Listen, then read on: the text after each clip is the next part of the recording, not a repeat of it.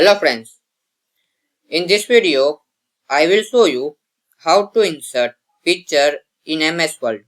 So very easily you can insert pictures in MS Word. So firstly need to click on this insert tab. You see here this. So just click on it. Now this pictures option will be there. So click on it. Now this device, click on it.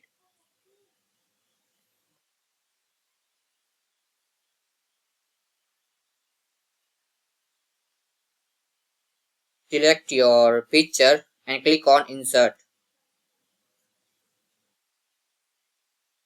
As you can see, picture will be insert very easily.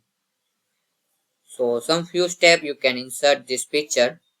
So and you can customize also like style.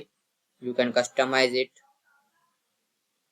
This picture border and more customization will be there like effect, picture effect and more. So this way you can very easily insert picture in MS Word. So thanks for watching this video.